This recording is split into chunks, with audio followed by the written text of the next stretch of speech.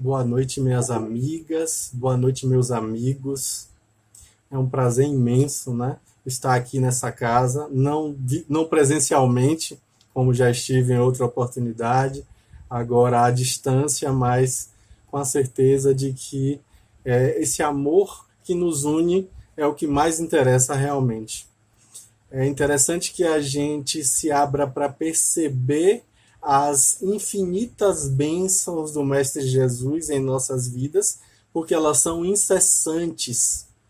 Conta-se que certa feita um casal estava em viagem para uma grande cidade do Brasil e, como eles eram de uma cidade menor, tinham a dificuldade de se locomoverem por lá.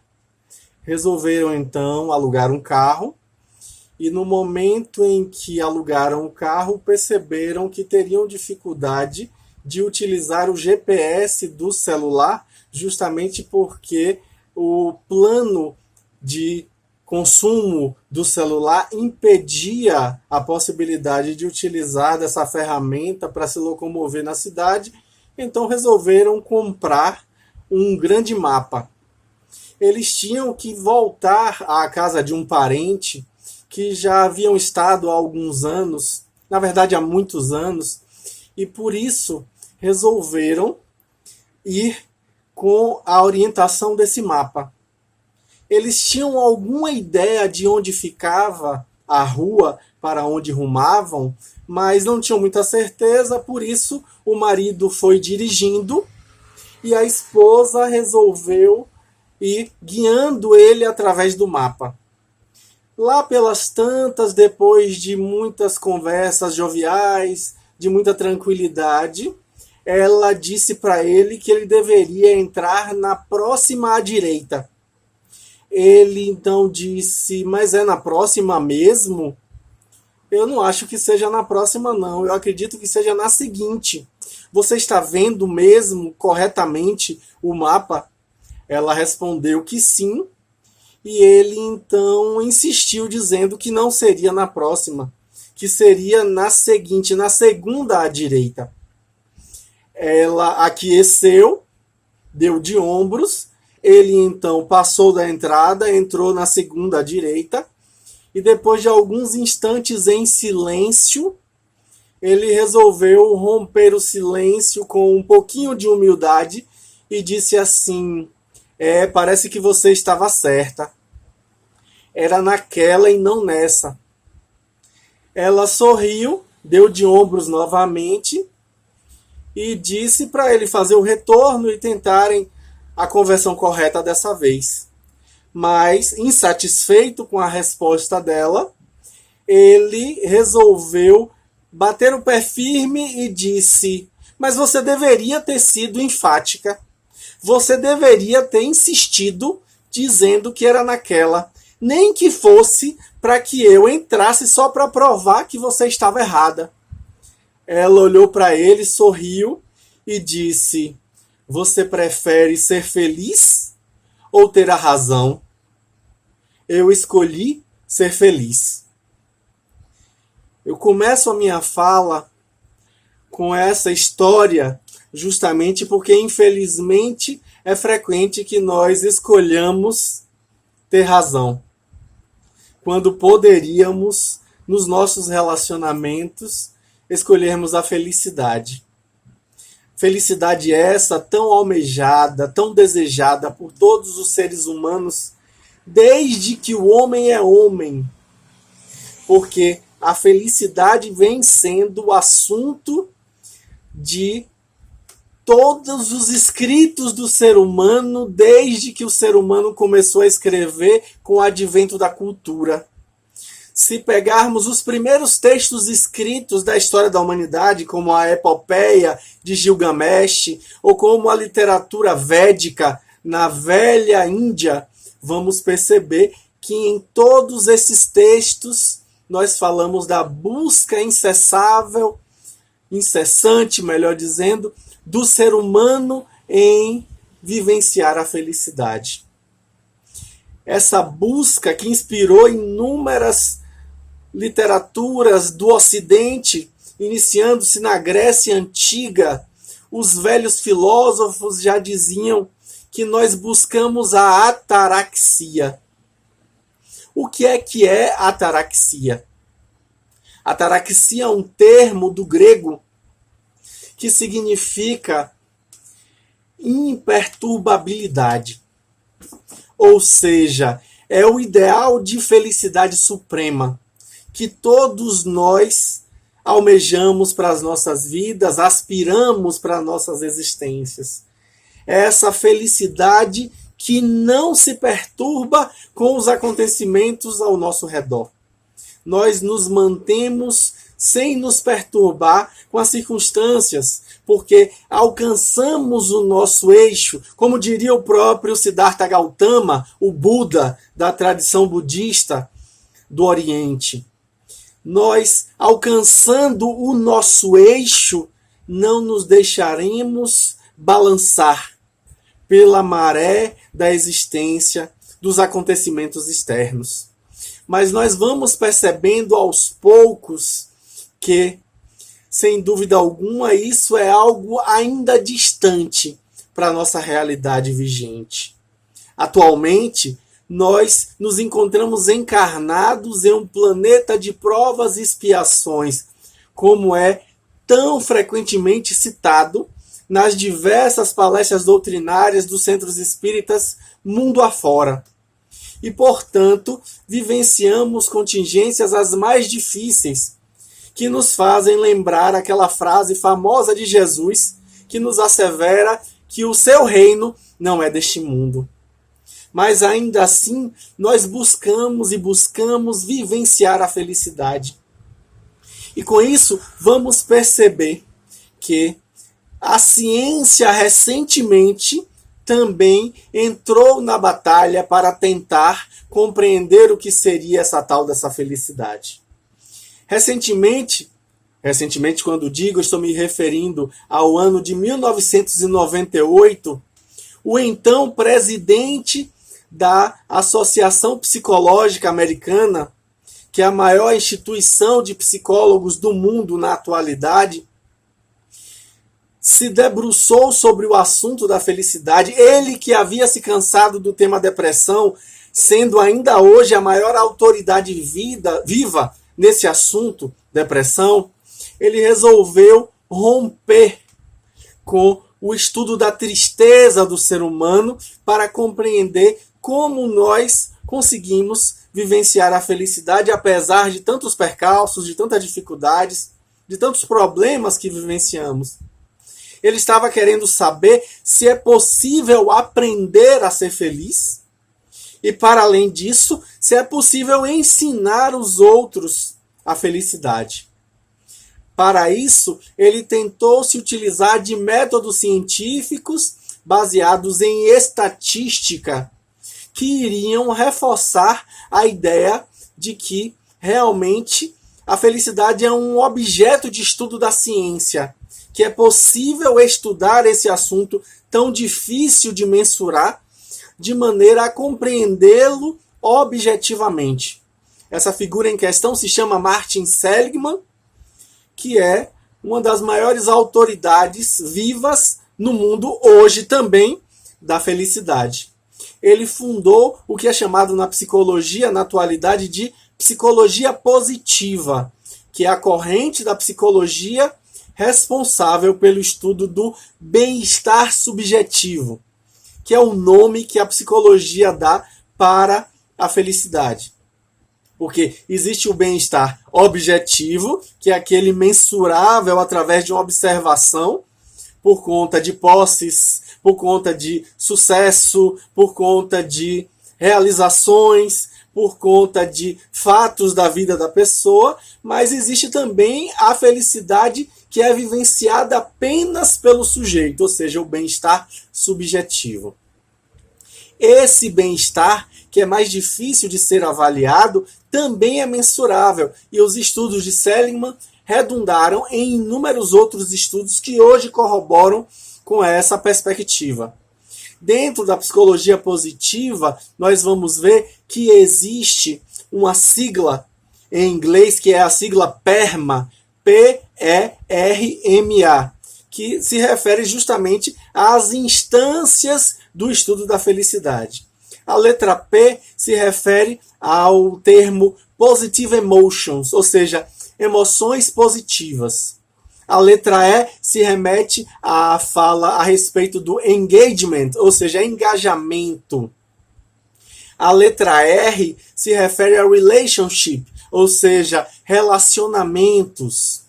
A letra M se remete ao termo meaning, que em português é traduzido como sentido, significado.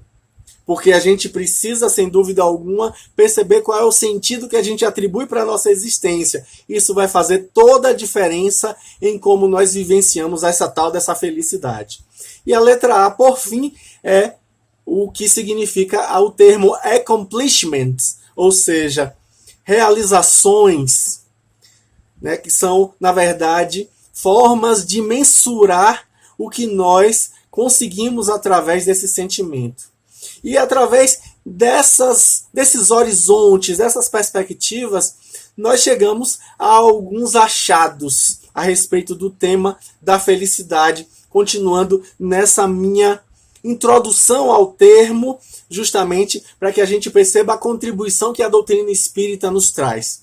A psicologia positiva chegou à conclusão, por exemplo, de que sucesso não traz felicidade, mas o contrário pode acontecer.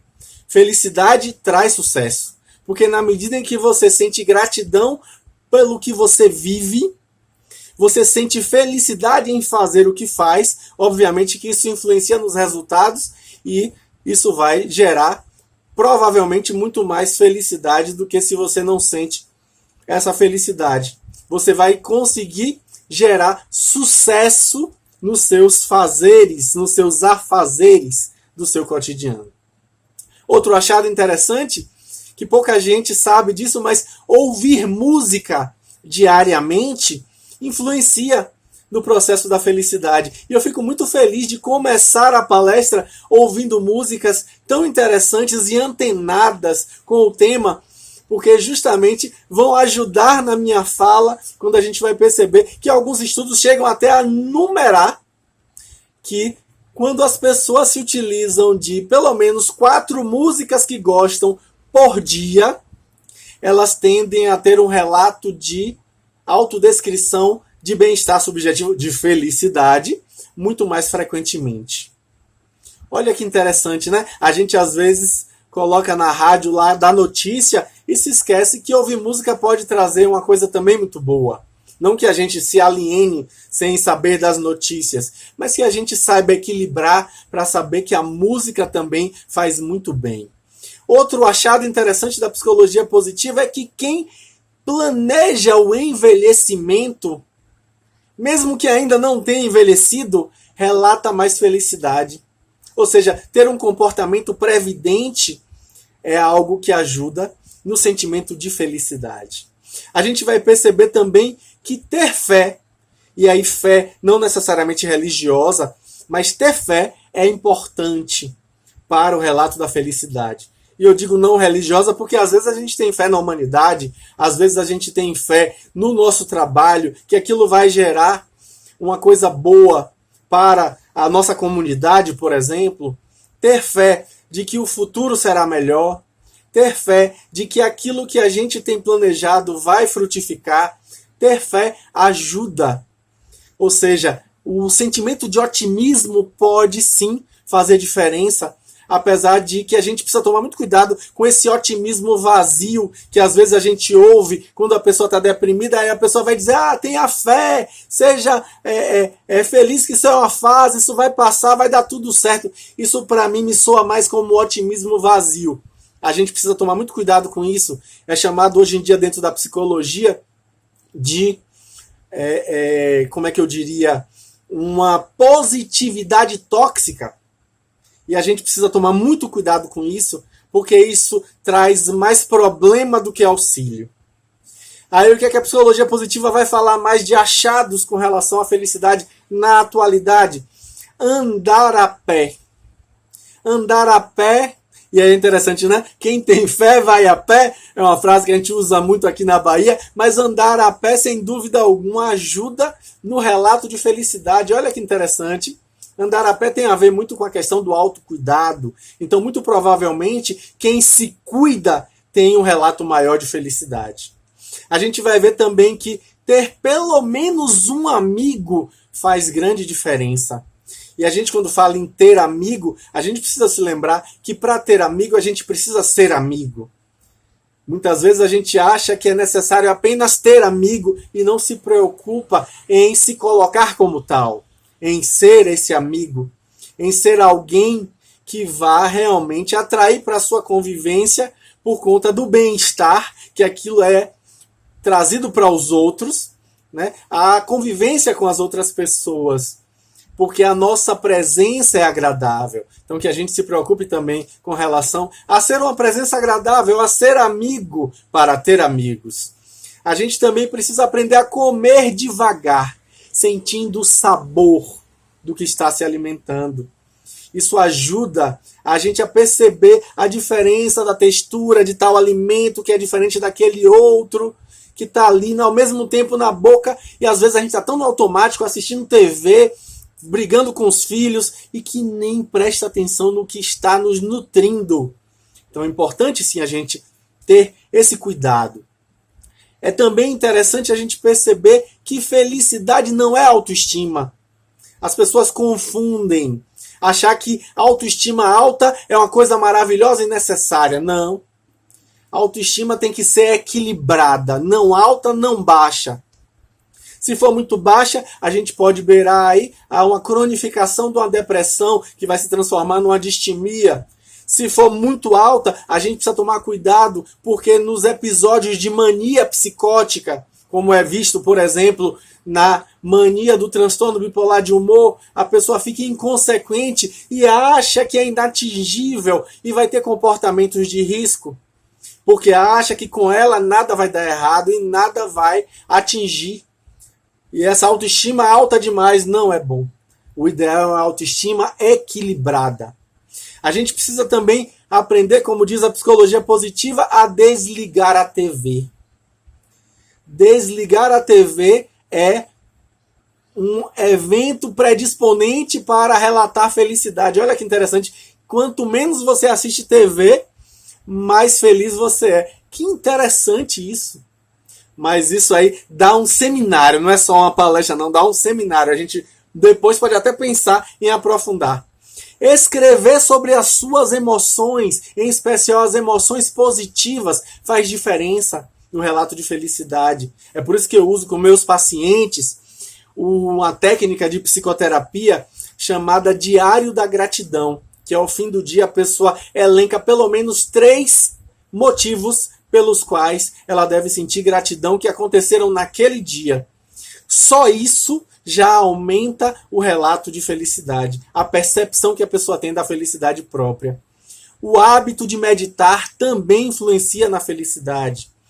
Não levar tudo tão a sério, ou seja, essa lista de coisas todas que eu fiz aqui agora, a gente também precisa relativizar isso. Não levar tudo tão a sério, tão na ponta do lápis. Muita calma nessa hora, para que a gente não se bitole, achando que tem que fazer aquilo e que só vai ser feliz se ouvir pelo menos 4 músicas por dia, como o Danilo falou. Não, gente, muito cuidado com isso. Não leve tudo tão a sério, leve as coisas na esportiva, atenue um pouco, isso vai fazer toda a diferença. E o curioso é que quando a gente se debruça sobre o estudo científico da felicidade, absolutamente, com certeza, nós vamos ter reflexões a respeito do que a doutrina espírita nos traz a respeito desse tema desde 1857, com a publicação de O Livro dos Espíritos.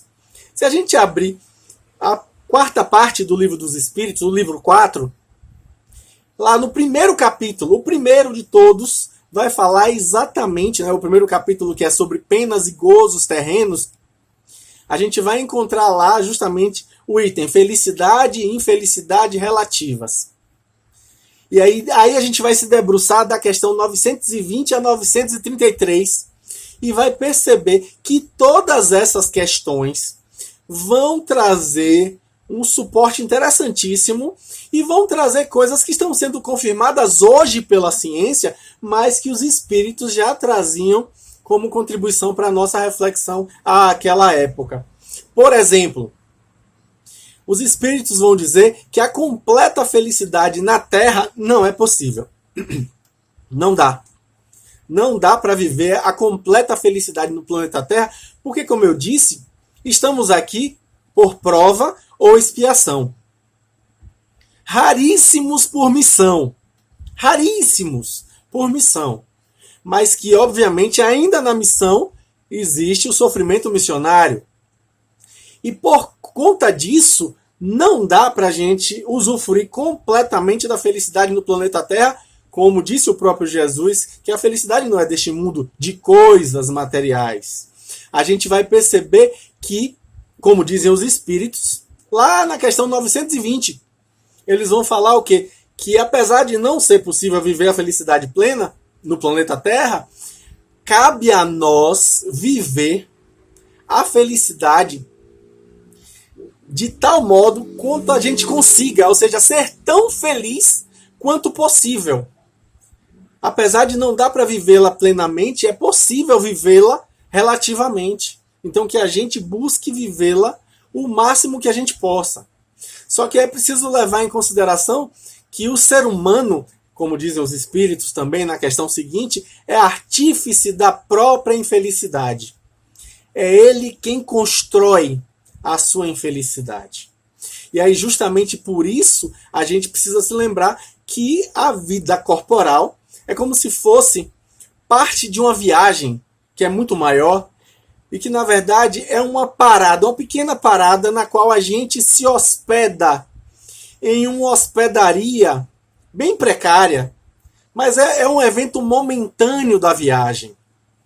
E os aborrecimentos que a gente vive ali na viagem são aborrecimentos passageiros. E que é interessante que a gente perceba que aquilo ali nos conduz a uma posição melhor mais adiante.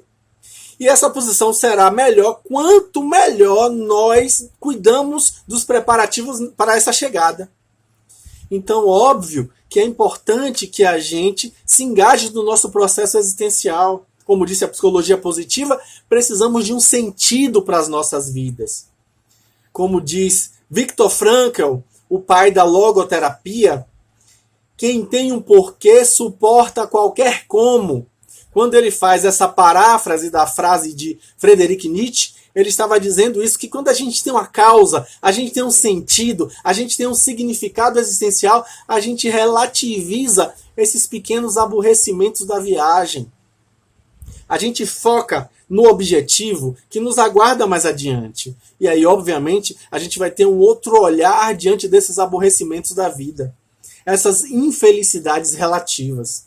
Aí a gente vai perceber que quanto mais a gente se engaja em obedecer às leis que nos regem, mais felizes seremos. Olha que interessante, né? Voltar à noção de lei é imprescindível. Perceba que essa parte do livro dos Espíritos vem logo depois da parte das leis morais. E é o momento em que a gente vai fazer uma vinculação com esse comentário aí a respeito das leis. É preciso que a gente perceba que a felicidade é estar em consonância com essa lei e não lutando contra elas. É importantíssimo essa obediência às leis, que muitas vezes, como diz Joana de Ângeles, em inúmeras obras, eu trago aqui, por exemplo, Dias Gloriosos, Triunfo Pessoal, que ela vai falar exatamente isso, que a nossa infelicidade é diretamente proporcional à nossa rebeldia, à nossa revolta e desobediência às leis. Quanto mais revoltosos e desobedientes, mais sofreremos. E aí, trazendo o livro Céu e Inferno, o Código Penal da Vida Futura, que está lá bem no meio do livro, a gente vai ver que Kardec nos explicita que a felicidade será sempre proporcional ao nosso amadurecimento. A infelicidade, como está colocado lá, é diretamente proporcional à nossa ignorância. Quanto mais ignorantes, mais infelizes. E obviamente que essa ignorância se remete à ignorância dessas leis às quais nós devemos obediência. Pois bem, os espíritos vão falar, quando Kardec pergunta, sobre uma medida comum de felicidade. Que uns têm pouco, outros têm muito, mas para uns isso traz felicidade, aquilo não. Isso traz tristeza, mas na verdade aquilo que trouxe tristeza para um traz felicidade para o outro. E aí como é que a gente acha uma medida em comum? E aí a gente vai ver os espíritos respondendo a Kardec o que eu brinco muitas vezes, né, falando que é o chamado CPF, que para a gente ser feliz tem que ter CPF. Eu gosto dessas siglas porque faz a gente fixar a ideia, né? Às vezes quando eu vou falar da noção de caridade para Jesus, aí eu falo como tem lá escrito na questão 886 do Livro dos Espíritos, que para a gente evoluir tem que ter BIP, BIP, e não é um aparelho tecnológico. BIP aí é benevolência para com todos, indulgência para com as imperfeições alheias e perdão das ofensas. A gente precisa de caridade. Caridade é benevolência, indulgência, perdão, BIP. E CPF, o que é CPF? Como dizem os espíritos, a medida comum da felicidade é consciência. Isso é importante. A gente precisa ter uma consciência tranquila para ser feliz. A gente precisa da provisão do necessário para a nossa vida material, que é a letra P. Não é verdade? Precisamos disso. A posse do necessário. A letra P aí é essa posse. E a letra F é a fé no futuro. CPF. Consciência tranquila, posse do necessário e fé no futuro. Para ter felicidade tem que ter CPF, não tem jeito. Os espíritos são muito claros quando falam sobre isso. E aí quando a gente fica se perguntando, mas o que é necessário, o que é supérfluo? Como é que a gente tem esse tom aí para poder dizer o que é realmente necessário, o que é supérfluo, o que não é necessário? E aí os espíritos vão dizer o quê? É uma frase que é literal, está lá dizendo assim: o homem sensato, para ser feliz, olha para baixo e jamais para cima, a não ser para elevar sua alma ao infinito. O problema é que a gente vive se comparando. Estão aí as redes sociais, no momento, trazendo muita infelicidade. Eu vejo isso muito no meu consultório, viu, gente? Vejo muito isso. As pessoas relatam infelicidade, relatam angústia quando entram nas redes sociais e veem infelicidade. Só que na rede social ninguém posta boleto que paga. Ninguém posta a doença que está passando. E, aliás, quando posta, obviamente que as pessoas vão perguntar se tem alguma coisa errada. Porque, no mínimo, tem algum problema aí, né? Se uma pessoa vai postar isso, é no mínimo esquisito. Então, não posta. As pessoas geralmente evitam mostrar suas fragilidades, suas dificuldades, seus problemas de convivência. Vão mostrar só coisa boa. E aí, quando a gente vê aquele festival de felicidade artificial, a gente fica, inclusive, triste por perceber que o que a gente vive difere daquilo ali. E como dizem os espíritos, tomem cuidado com essa comparação. Pode ser realmente uma fonte desnecessária de infelicidade. E aí tem uma frase de Núcleo Pobre, de Novela das Oito, que diz assim: aceita que dói menos. É uma frase que eu acho que é interessante para a gente pensar, nos traz uma reflexão, porque é exatamente o que os espíritos falam. É necessário ter resignação frente ao inevitável, sem murmúrio. É exatamente o aceita que dói menos. Mas não numa postura de resignação passiva, mas no significado de resignação ativa, de atribuir um novo significado, que é esse que significa a palavra resignação. Atribuir um novo sentido para aquela vivência. E aí a gente vai ver que os espíritos são muito claros, dizendo que às vezes a gente acha que vai ser feliz quando tiver dinheiro. Só que o que é que os espíritos vão falar? Que a riqueza é quase sempre uma prova mais perigosa do que a miséria. Olha que fala interessante. A psicologia positiva vai falar disso. Vai falar que ter felicidade ter dinheiro não traz felicidade. Obviamente que a gente precisa de algum dinheiro para ter o necessário, como os espíritos já disseram lá, mas que depois de um determinado ponto, passa a ser um problema, porque a gente vai ter que cuidar desse dinheiro, de não deixar que ninguém roube, fazer com que ele gere mais dinheiro, e aí isso tira sentimento de bem-estar. Porque a gente vai estar focado, e é um momento, como diz Leon Denis, em que as posses passam a possuir seu possuidor. E aí é um problema. A gente precisa tomar muito cuidado. Infelizmente, a gente se vê... Tudo bem. A gente se vê, muitas vezes, dentro de falsas necessidades artificiais. É preciso que a gente se lembre, como dizem os espíritos, de forma muito linda, essa frase eu acho espetacular. Eles dizem o quê? Que o mais rico é o que tem menos necessidades. Olha que lição para a gente pensar em termos do que é realmente riqueza. Muito cuidado, porque algumas pessoas querem viver felicidade fora da sua vocação. E os espíritos vão alertar com relação a isso, dizendo que isso é uma fonte desnecessária de infelicidade. E que, inclusive, alguns pais tentam forçar seus filhos a viverem uma profissão que não está dentro das suas vocações. E, com isso, eles são responsáveis pela infelicidade do filho. Olha que interessante isso, né? Muito cuidado com isso. Até porque os próprios espíritos falam que isso pode ser causa de suicídios. Um problema, né? E aí os espíritos vão dizer que numa sociedade organizada segundo a lei do Cristo, ninguém deve morrer de fome. Essa fala é imprescindível. Kardec também vai falar sobre as classes sociais, e aí os espíritos vão dizer que nenhuma classe social é perfeitamente feliz. Então, por isso, o sofrimento está por toda parte, porque nós estamos em um planeta de expiações. E aí é perguntado por Kardec por que a influência dos maus sobrepuja a dos bons.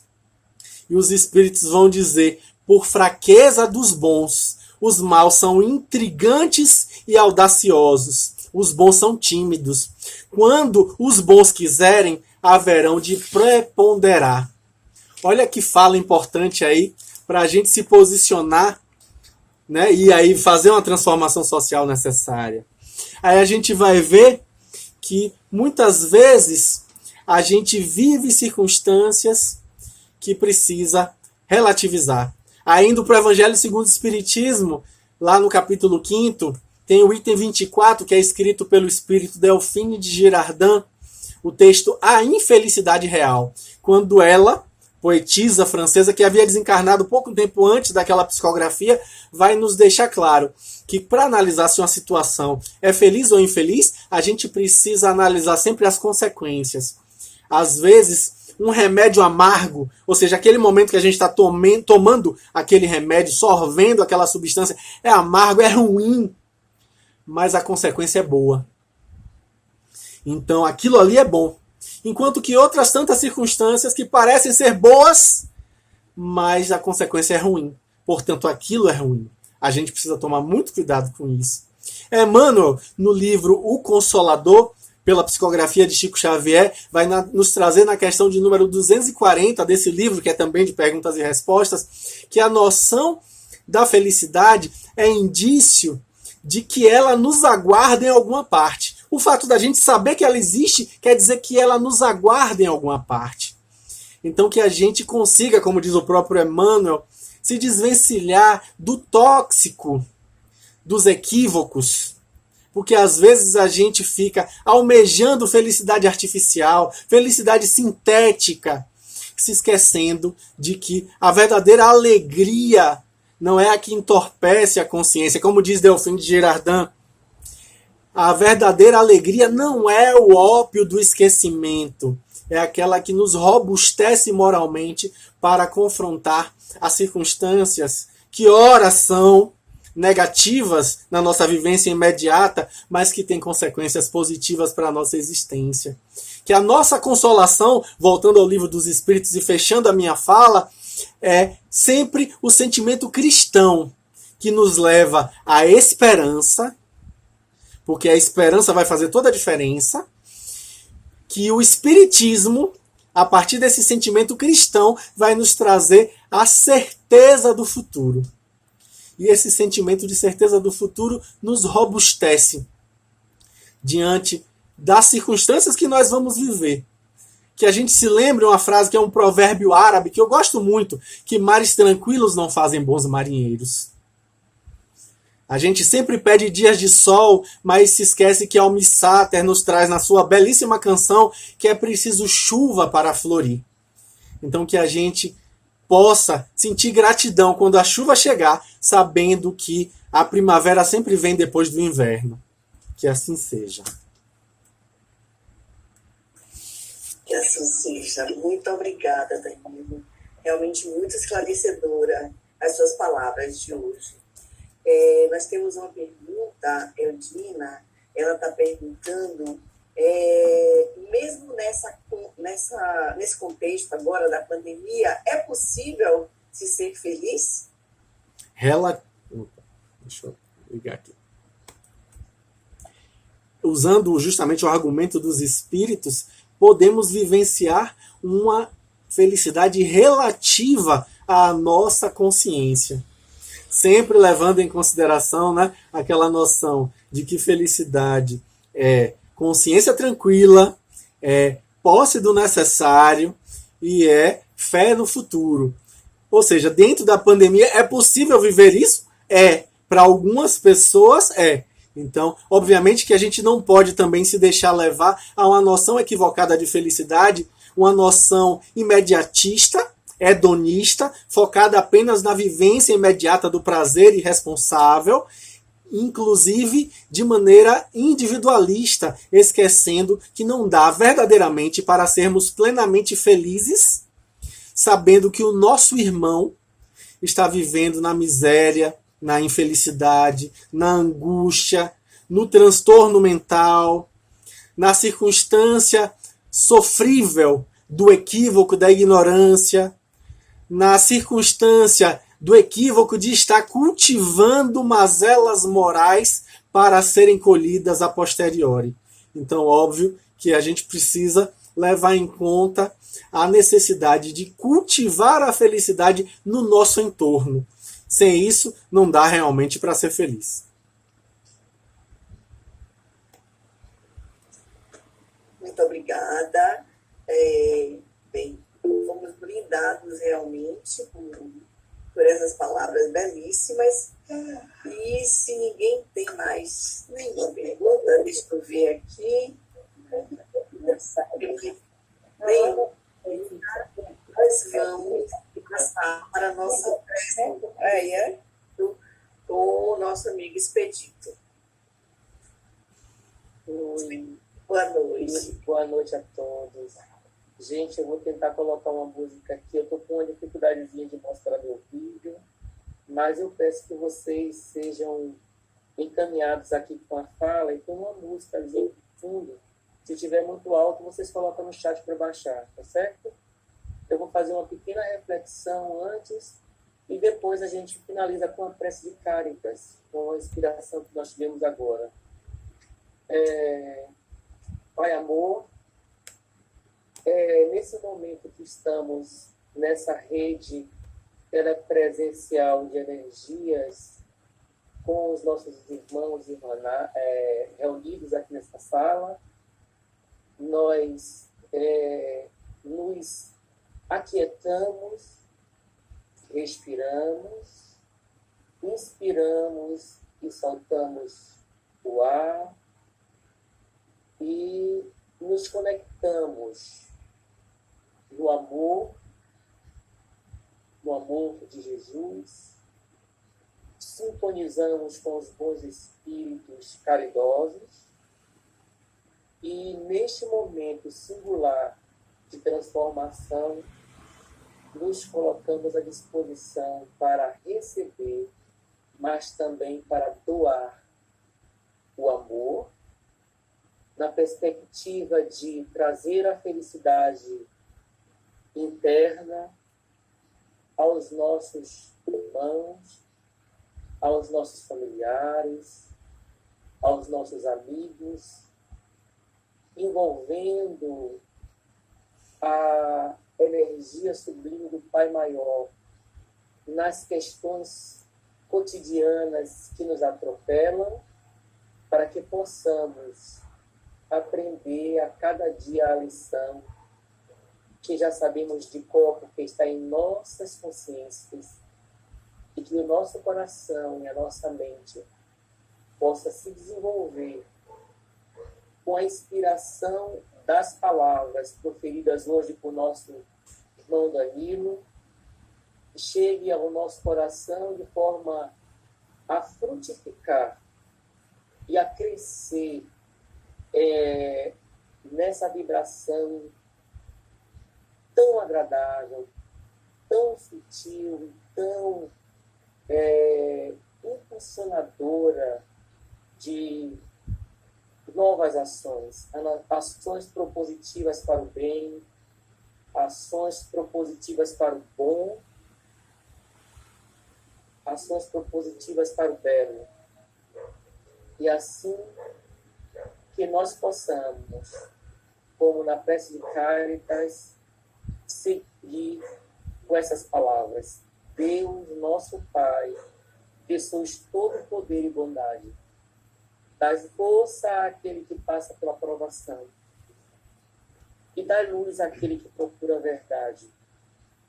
Onde no coração do homem a compaixão e a caridade. Deus, dai ao viajor a estrela guia, ao aflito a consolação, ao doente o repouso. Pai, dai ao culpado o arrependimento, ao espírito a verdade, à criança o guia, ao órfão o pai. Senhor, que vossa bondade se estenda sobre tudo o que criastes. Piedade, Senhor, para aqueles que não vos conhecem. Esperança para aqueles que sofrem. Que a vossa bondade permita aos Espíritos Consoladores derramarem por toda parte paz, esperança e fé. Deus, um raio, uma faísca do vosso amor pode abrasar a terra. Deixai-nos beber das fontes dessa bondade fecunda e infinita. E todas as lágrimas secarão, todas as dores se acalmarão. Um só coração, um só pensamento virá até vós, como um grito de reconhecimento e de amor. Como Moisés sobre a montanha, nós vos esperamos com os braços abertos. Ó poder, ó bondade, ó beleza, ó perfeição. E queremos de alguma sorte merecer a misericórdia. Deus, dai-nos a força de ajudar o progresso, a subirmos até vós. Dai-nos a caridade pura, dai-nos a fé e a razão, dai-nos a simplicidade e fará de nossas almas o espelho onde deve refletir a vossa imagem. Que assim seja. Assim seja.